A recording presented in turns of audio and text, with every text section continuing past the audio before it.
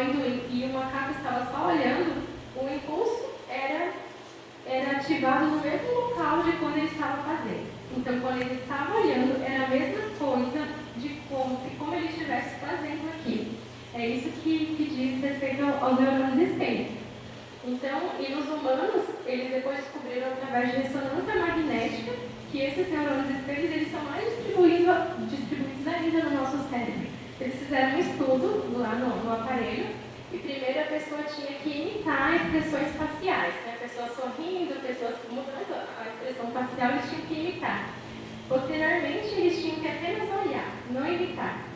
E quando eles olhavam, era a mesma coisa de como eles estivessem fazendo aquilo. Então, o estímulo de quando nós vemos é o mesmo de quando nós fazemos algo. E aí, se a gente for parar para pensar, assistir alguém fazer algo é a mesma coisa que você estivesse fazendo. Quando nós assistimos, o que isso pode nos influenciar? Vamos pensar nisso. Se a gente assistir um filme de violência, ou um filme que tem imoralidade sexual, mesmo que tem roubo, é como se nós estivéssemos fazendo a mesma coisa. Então, isso é muito sério. Fora que pesquisas falam que quanto mais nós assistimos às séries, mais deprimidos nós nos tornamos. Então, o que maratonar séries, por exemplo, que está muito em moda hoje em dia, né? O que isso faz com a nossa saúde mental? Né? Estudos viram a associação entre o que a gente assiste com a depressão.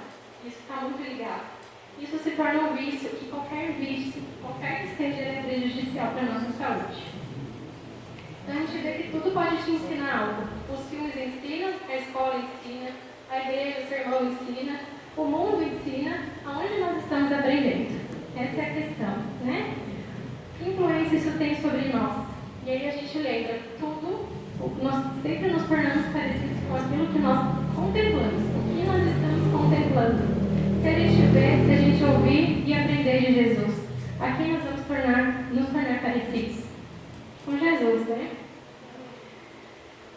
Falando um pouco de criança e uso de telas. O professor de neurologia infantil, ele falou sobre o efeito da TV e da mídia sobre crianças menores de 3 anos. Né? Eu tenho um vídeo dele também, mas não vou passar porque está passando ali, mas eu vou explicar mais ou menos o que o vídeo falou aqui.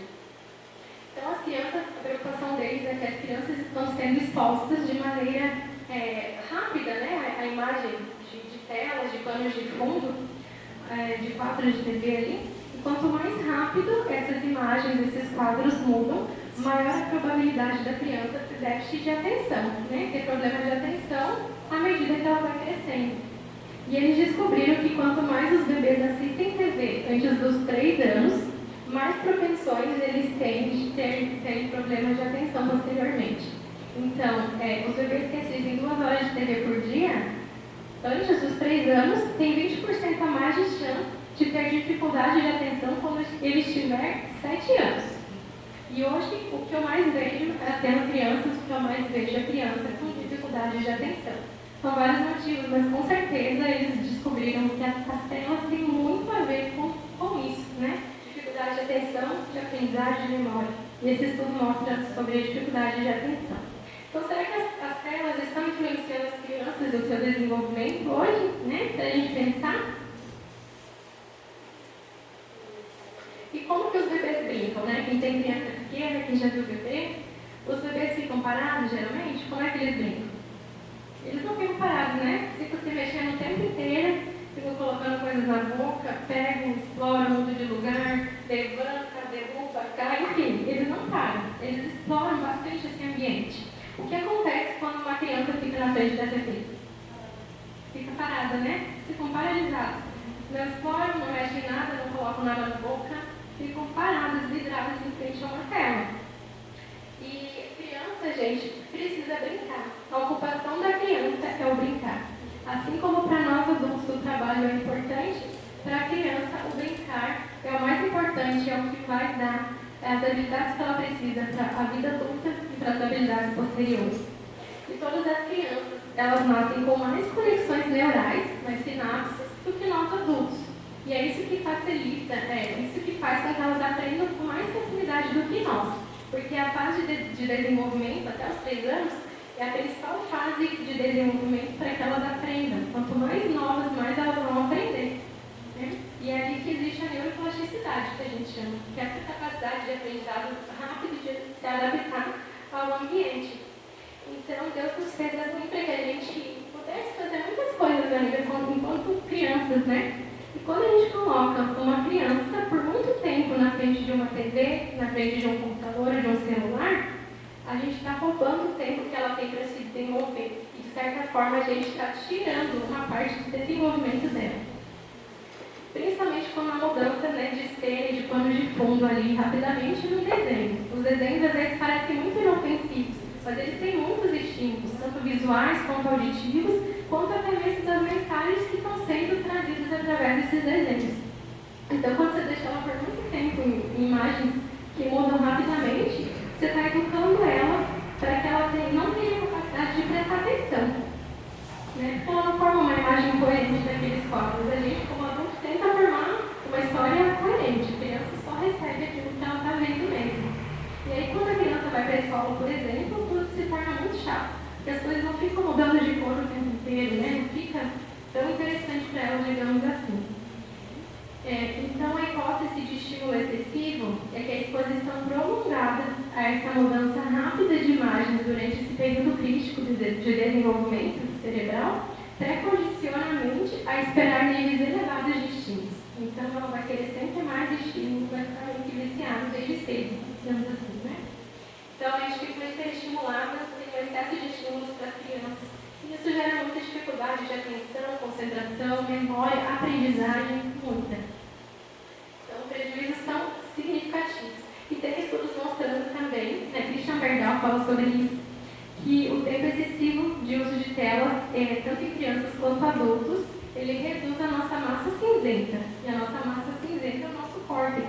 Então, pensa, está reduzindo, o nosso córtex está morrendo, né? Então, como a forma que o tempo que a gente fica na frente da TV, desse nível, como isso pode prejudicar o nosso cérebro.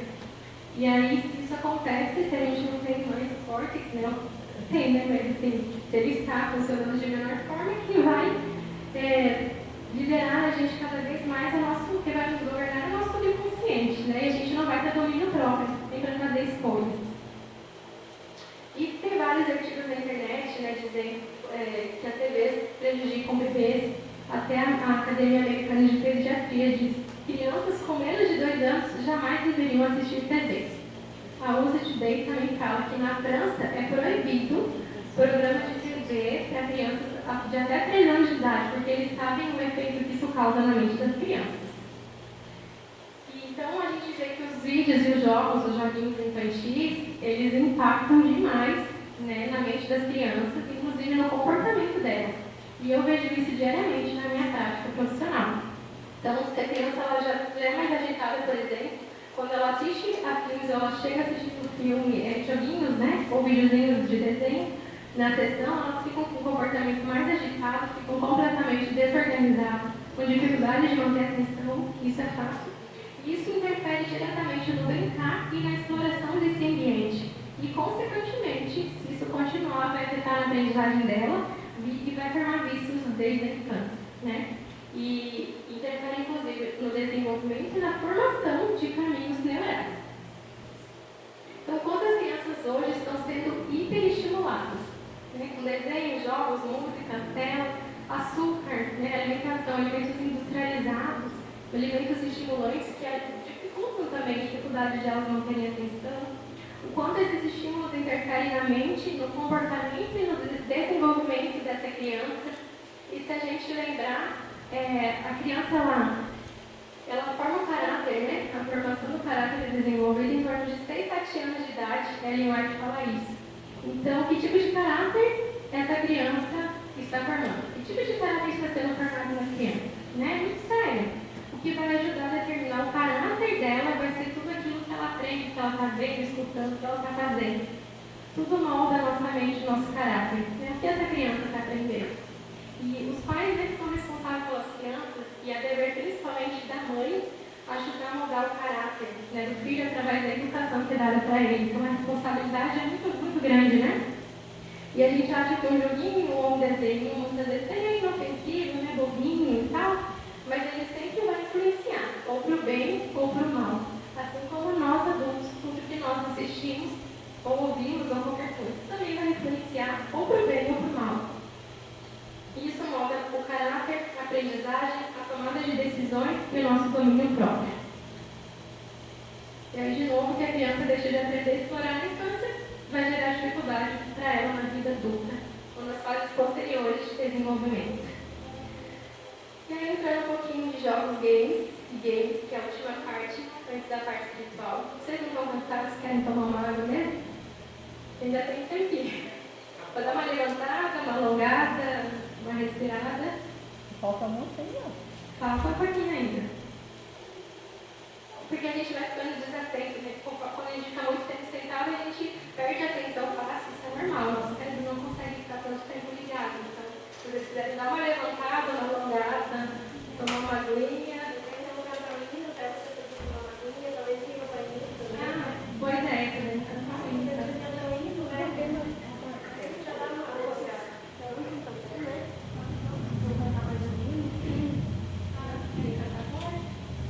Eu acho que dá para colocar um minuto, né? A gente vê todo mundo levando um pouquinho, e aí depois você faz, ó.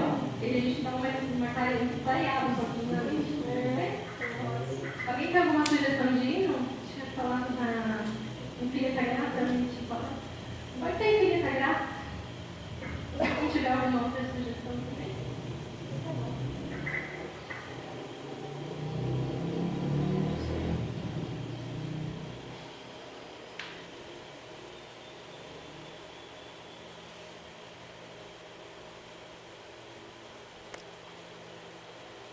Aqui, eu já falar um pouquinho sobre jogos e games agora. Vamos orar um pouquinho antes da gente voltar à mensagem? Senhor Jesus, mais uma vez estamos aqui para falar, aprender um pouquinho mais de Ti. Que o Senhor nos ajude a manter-nos atentos à Sua mensagem e que o Senhor possa falar o nosso coração. E que seja tudo que foi falado aqui seja de acordo com a Tua vontade. E que o Senhor fale e o homem se cale. Em nome de Jesus, amém. Bom, então em relação a jogos, né? Em 2019, nos Estados Unidos, a média de idade entre as pessoas que jogam é em torno de 18 a 35 anos. Então não são só adolescentes que jogam. Várias pessoas jogam, inclusive pessoas de 50 anos ou mais. E os jogos, ou as ferramentas interativas, eles são excelentes ferramentas para o ensino. Né? Eles sempre podem te ensinar algo. E algumas ferramentas são úteis para ensinar algo perigoso com risco mínimo para as pessoas. Então, por exemplo, hoje existem jogos de cirurgia, de exército, de corrida e até usados em reabilitação por propósito. Então, para médicos e estudantes de medicina, eles usaram já jogos que ensinavam eles a fazerem cirurgias, né, para aprender primeiro, para depois fazer nas pessoas, expondo tecnologia e saúde, porque eles descobriram que os games são uma importante ferramenta de ensino. No exército, os games treinam soldados, isso no exército americano, né, não sei aqui, e eles estavam treinando soldados através dos games para saber como eles podiam desarmar bombas, né, que na vida real seria uma situação perigosa. Então, para não correr esse risco, a melhor maneira de treinar os alunos simuladores. No trabalho também, eles incorporam videogames nos Estados Unidos, em países de primeiro mundo, para que eles possam aprender uma nova habilidade do trabalho e assim treinar os funcionários de forma mais rápida para aprender. Então, os games, eles podem treinar a nossa mente de uma maneira muito fácil, né? De uma maneira excelente, na verdade, para algo específico, né? A esse aprendizado. Então, até com pessoas com AVC, eles fizeram testes e é usado hoje em dia na reabilitação alguns jogos como, por exemplo, aquele Xbox, né, o Wii, que são jogos que precisam mexer o corpo e dessa forma eles se reabilitam de forma mais fácil, né? Porque os games, eles ajudam muito nesse ensino. Então, o videogame ele pode ensinar a você qualquer coisa. E a pergunta, né? Se é uma ferramenta de ensino tão boa, se os jogos são uma ferramenta tão boa, será que é importante o jogo que uma pessoa joga? O tipo de jogo que uma pessoa joga? Com certeza, né? O que os games estão ensinando? Para as crianças, para os adolescentes, até mesmo para os adultos. Né?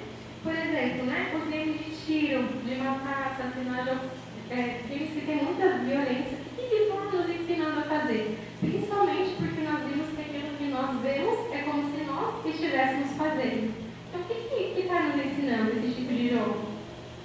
Uma curiosidade, nas Forças Armadas dos Estados Unidos, as Forças Armadas, eles ajudam a financiar tanto os filmes de Hollywood como os jogos, para que isso fique bem realista, né? Eles querem tornar isso o mais realista possível, para que esteja mais perto da realidade de uma guerra, caso isso aconteça. Então, as crianças e os adolescentes, eles estão jogando o mesmo jogo como se fosse um treinamento de um exército. Só que como eles são crianças e adolescentes, eles não têm responsabilidade na hora de jogar esse jogo. E eles estão sentindo como é matar pessoas, né? Sério. Então, eles estão brincando de guerra, entrando nessa tecnologia, aí, brincando de guerra, e conforme eles vão jogando, quanto mais tempo eles jogam e passam um tempo na frente desse tipo de jogos, a mente vai ficando cada dia mais dessensibilizada. E chega um momento que eles podem não sentir mais nada. E aí o que a gente vê que eles, né, no jogo podem matar e não se sentem mal por isso. Quando na vida real, por que a gente vê tantas notícias hoje em dia, principalmente nos Estados Unidos, né, de adolescentes entrando nas creches e matando crianças? E até aqui no Brasil a gente viu isso também, né? Crianças que foram permitidas a assistir filmes de jogos violentos ficam com a mente dessensibilizada e podem não sentir mais. E até existe treinamento para exército, né, para policiais, para que eles sejam capazes de atirar nas pessoas sem bloqueio mental. E porque a maioria de nós, se pegássemos uma arma, não teríamos coragem de matar uma outra pessoa, assim, do nada, né? Então, às vezes, isso precisa ser trabalhado. E esses mesmos métodos, eles são usados nas crianças e nos adolescentes, esses métodos usados pelo exército, quando eles jogam esses jogos. Então, pense, diariamente jogando esses jogos, diariamente a mente vai ficando dessensibilizada. E os jogos, os games, são uma ferramenta de ensino poderosa, né? O que elas estão ensinando? E é uma relação entre o aumento da violência com o uso de videogames. E todos esses tiroteios que houve, né, nas escolas e tudo mais, eles sempre encontraram algo em comum. Que todos os que mataram as crianças, os adolescentes, né, que mataram, eles são fanáticos por videogames, principalmente jogos de tiros. Então, se a nossa mente estiver dessensibilizada, como é que nós vamos ouvir a voz do Espírito Santo falando conosco? E aí a gente entra na questão do tempo. Em 2019, a Forbes diz que mais de 7 horas por semana jogando videogame nos Estados Unidos. As pessoas passam. Mais de 7 horas por semana. Então, o que a gente está fazendo com o tempo? Né? Pode ser que a gente não jogue, mas conheça alguém que jogue, né? Ou alguém que está tendo um impacto desse jeito. O que todo esse tempo gasto está fazendo com as pessoas? O tempo gasto em videogame está fazendo com as pessoas? Por que os jogos são tão viciantes? Eles são viciantes pela recompensa que a pessoa tem ao ganhar um jogo. Então, nesse momento, há um surto de dopamina no cérebro, né, que é o neurotransmissor, e essas substâncias químicas nos fazem bem, assim como a música, mas os jogos é o mesmo efeito, eles nos fazem bem, e esse vício faz com que as pessoas joguem cada vez mais devido ao mecanismo de recompensa. Então, você sempre está ganhando um ponto, está ganhando uma fase, está ganhando algum tipo de recompensa. Os humanos, eles não gostam de nada incompleto. Então, os games, eles nunca vão ter fim. Eles sempre vão estar voltando, as pessoas vão estar voltando a isso para ganhar uma nova fase, novos pontos, novas recompensas. E isso se torna um vício. E a pessoa quer sair e não consegue sair, porque se torna um vício devido a esse processo neurofisiológico que ocorre na nossa mente. E hoje estamos conhecendo os mesmos sintomas de depressão em adolescentes que eles não puderem jogar videogames, de tão viciados que eles estão. Tempo é tudo que nós temos. O que nós estamos fazendo com o nosso tempo? Ele é muito precioso para a gente, né? E aí, quando a gente fica muito tempo jogando, assistindo filme, entretenimentos, a leitura da Bíblia e a simples leitura de uma folha de papel, né, vai se tornar muito entediante para a gente. E aí a gente não vai ter vontade de estudar a palavra de Deus. Quanto mais filmes, mais seriados, mais jogos, menos nós vamos querer ler a Bíblia. E, se por acaso esse é o teu problema, se entregue a Deus, né? A gente precisa pedir poder do alto para que a gente liberte. Todo mundo aqui pode ter um vício. em alguma área da vida. E se esse é o nosso caso, a gente precisa pedir e clamar a Deus para que Ele nos dê a vitória, porque até o querer efetuar é Ele que faz em nós. Então que a gente peça para que Deus nos ajude a vencer esse vício e a mudar esse hábito, né?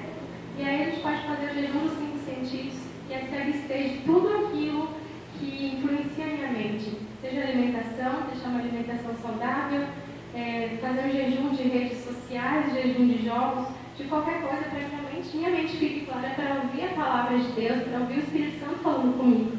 E aí nessa semana, se a gente orar, ler a Bíblia, passar tempo com Deus, nós vamos ter a mente muito mais clara para entender Deus falando com a gente. Deus vai falar conosco de uma maneira incrível. A gente vai ter um jejum, digamos assim, a gente pode começar a mudar hábitos de vida a partir desse jejum também. E a gente vai ter diferença. Então, nós vamos sentir diferenças significativas no nosso humor, na nossa atitude, comportamento, tudo. Eu já fiz esse jejum e ele é muito bom. E Deus realmente fala com a gente mesmo. Então, nossa mente vai ficar muito clara para ouvir o Espírito Santo. E Deus, ele pode reformar a nossa mente, ele pode reformular. Não importa tudo que já nós temos ouvido, visto na nossa vida. Deus, ele pode mudar a nossa mente. Amém. Falando um pouquinho das mídias sociais, os apps de mídias sociais eles foram desenvolvidos para chamar a nossa atenção e para ser viciante mesmo. Por isso que eles ensinam tanto que a gente hoje em dia não sai do celular. Né? Por exemplo, quanto tempo a gente gastou já olhando, curtindo, comentando, vendo alguma coisa que não era nem relevante para você? Às vezes você pegou num post e foi ler comentários de outras pessoas que você nem conhecia naquele post, sem saber por que você estava fazendo aquilo. Eu já fiz isso muitas vezes. Quantas vezes você foi lá no YouTube procurar um vídeo, assistir sobre assunto específico, quando você viu, você passou um tempo ali e estava assistindo algo que não tinha nada a ver com o que você começou a assistir. Isso também acontece para ser viciante por causa do mesmo mecanismo dos jogos e o mesmo mecanismo lá da música. Não é por causa da dopamina. Então, o que acontece? Quando nós curtimos, quando nós recebemos vários likes, vários curtidas lá no Instagram, no Facebook, vários comentários nas publicações, nossa, como você está bonita, que lugar é isso. Quando tem muitos elogios para a gente, há também a liberação de dopamina que faz nós naturalmente nos sentirmos bem. E aí é como se fosse uma droga também, a gente vai viciando. E aí, Matheus, pode passar lá para mim, por favor? A gente vai estar... Essa imagem não dá para ver. Mas a gente vai sentir como se a gente estivesse vibrando, como se estivesse caindo confetes. Assim, sabe quando está em comemoração, quando tem pessoas comemorando, está caindo confetes de alegria, euforia. Então é dessa forma que a gente se sente quando a gente recebe likes, curtidas e comentários positivos, né? Nossa, se a gente tivesse uma sensação de bem-estar enorme. E a dopamina, dependendo do grau de liberação, ela pode ser tão viciante quanto a heroína e quanto a cocaína. Então, os posts fazem com que as pessoas fiquem viciadas, porque ele também faz aquele mecanismo de recompensa para o nosso cérebro, e o nosso cérebro fica condicionado para receber algo bom daquilo. E aí, por isso, nós sempre voltamos. E aquelas redes sociais, elas exploram tanto a química do cérebro quanto a nossa psicologia. Todos nós queremos se sentir aceitos, amados, né, e aprovados. E os apps foram desenvolvidos para ser viciante por causa de um elemento surpresa, que é quando você não sabe o que vai acontecer, há essa liberação de dopamina, antecipando essa recompensa que você pode vir a ganhar, como se fosse num jogo de cassino. A sua carta alavanca e isso vai dar antecipação de que ela pode ganhar algo ou não. É a mesma coisa nas redes sociais. Então, quando você posta uma foto e não sabe qual vai ser a reação das pessoas, se elas vão gostar ou não, por exemplo, isso gera liberação de substâncias químicas e você se torna viciado. Então, quando você posta uma foto e muita gente curtiu aquela foto, há um aumento de 400% da quantidade de dopamina no cérebro. É muita coisa, né? E essa quantidade, ela é similar à cocaína e ela é extremamente viciante. E é isso que faz a gente querer voltar e querer gostar cada vez mais. Por que eles foram feitos dessa forma, para ser viciantes? Antigamente, se a gente parar para pensar, não era assim, da mesma forma que é hoje, né? Não parecia ser algo tão viciante. E realmente não era. Hoje eles desenvolveram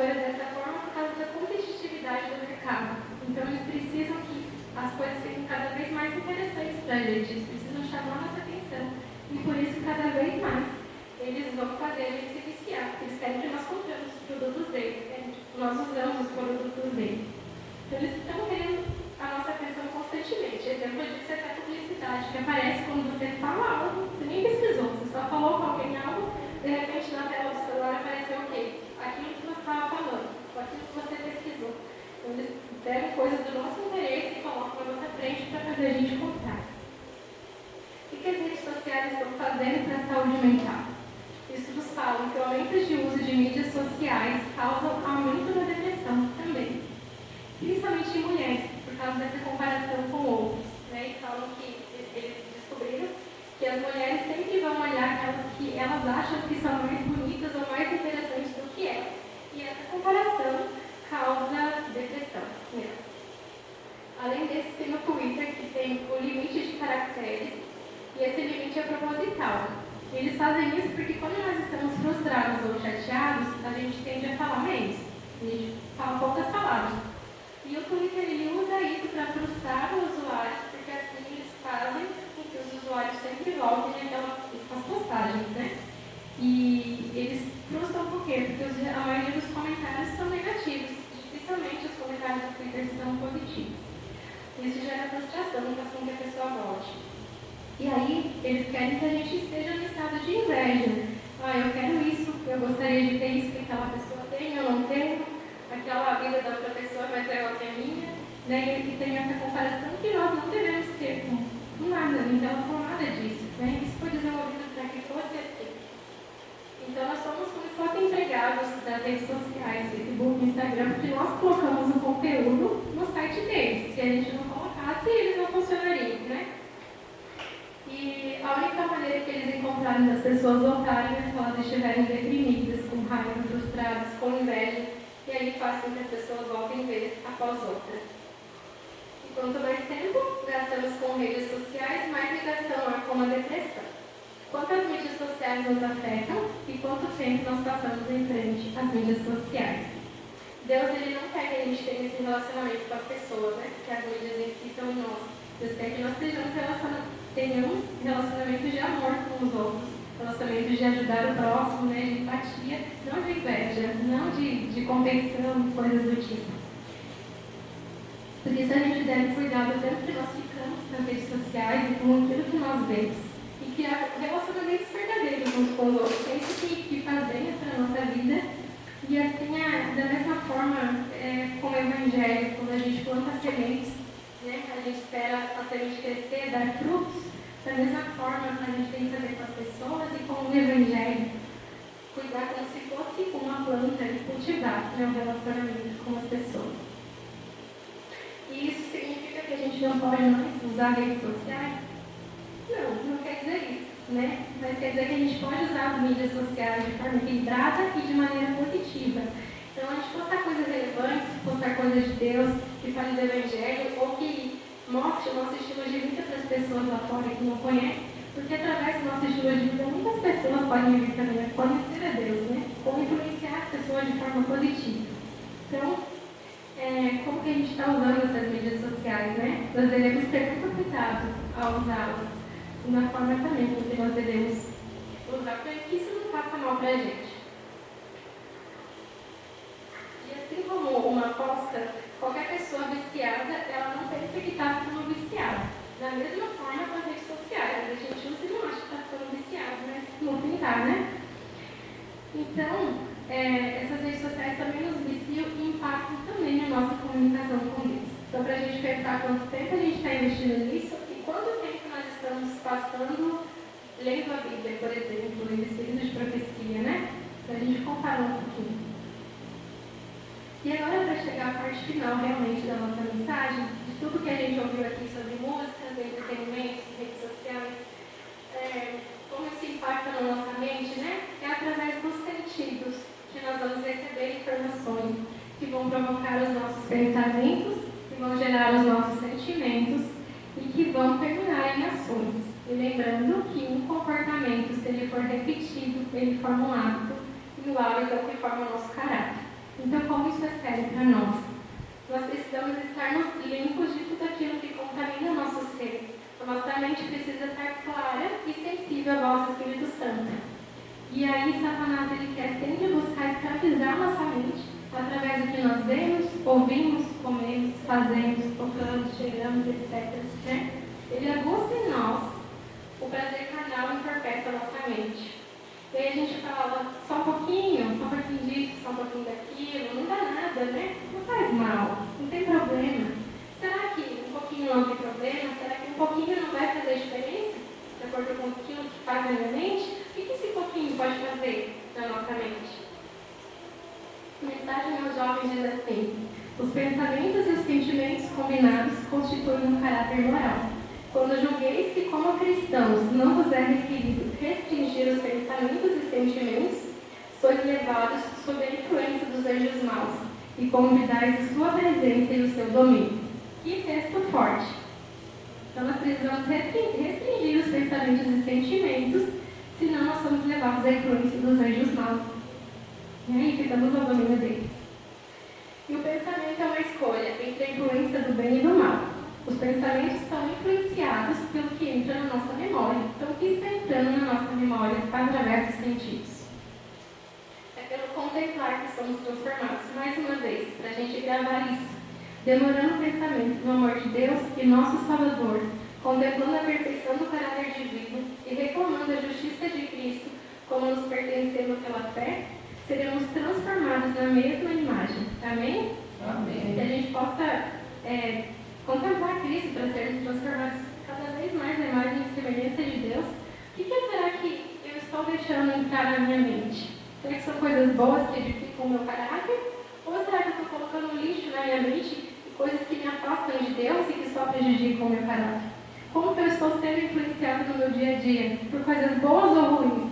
E será que na minha vida eu estou refletindo o caráter de Jesus? Para a gente pensar um pouquinho. Por isso nós precisamos vigiar as entradas da nossa alma, que são os nossos sentidos. Porque é através dele que nós vamos armazenar coisas boas ou ruins que vão estar gravadas na nossa memória perfeitamente, né? E que vão nos aproximar ou nos afastar de Deus. Se nós deixarmos Satanás colocar lixo na nossa mente, nós nunca vamos conseguir ter um relacionamento com Deus e uma comunhão com Deus. O que está condicionando o nosso caráter hoje? A área adventista diz que os que não querem cair presos dos enganos de Satanás devem guardar bem as vias de acesso à alma. Devem esquivar-se de ler, ver ou ouvir tudo quanto sugira pensamentos impuros. Não devem permitir que a mente se demore ao acaso em cada assunto que o inimigo das almas possa sugerir. O coração deve ser finalmente vigiado, ou os males externos despertarão os internos